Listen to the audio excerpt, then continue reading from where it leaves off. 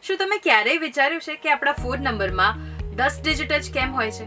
ક્યારે આપણો phone number 4 આંકડાનો, 5 આંકડાનો, 9 આંકડાનો કેમ નથી? એ જાણીશું આજના વિડીયોમાં. gujaratsamachar.com સાથે હું છું હેલી. કોઈ પણ કન્ટ્રીમાં કેટલા આંકડાનો ફોન નંબર હશે એ નક્કી થાય છે ત્યાંની પોપ્યુલેશન ઉપર, અને એવું ધારી લેવામાં આવે છે કે બધાની પાસે ફોન નંબર હશે જ, અને ત્યારબાદ એક નંબર લઈને એના ગુણાકાર કરવામાં આવે છે અને જોવામાં આવે છે કે એ નંબર કેટલા લોકો સુધી પહોંચી શકશે. આપણો ફોન નંબર 10 ડિજિટનો જ કેમ છે એ સમજવા માટે પહેલા એવું સમજીએ કે 2, 8 કે 9 ડિજિટનો ફોન નંબર કેમ નથી.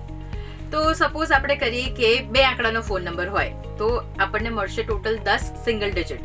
હવે આના કોમ્બિનેશનથી આપણે બનાવી શકીએ છીએ 100 ફોન નંબર. અને 9 ડિજિટ આપણે જો એક્ઝામ્પલ તરીકે લઈએ તો એના કોમ્બિનેશનથી આપણે 100 કરોડ ફોન નંબર બનાવી શકીએ છીએ. અને ભારતની કરંટ પોપ્યુલેશન જોઈએ તો 1.4 બિલિયન કરતાં પણ વધારે છે, અને એટલા જ માટે 10 ડિજિટ ચૂઝ કરવામાં આવી છે, જેના કોમ્બિનેશનથી 1000 કરોડ ફોન નંબર્સ બની શકે છે.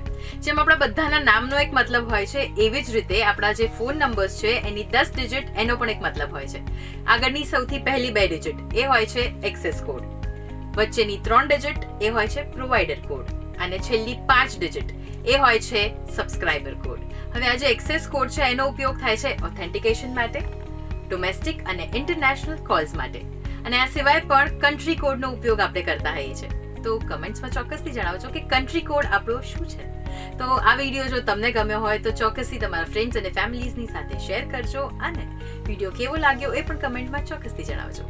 આવા જ ઇન્ટરેસ્ટિંગ વિડીયો જોવા માટે જોડાયેલા રહો ગુજરાત સમાચાર.com સાથે.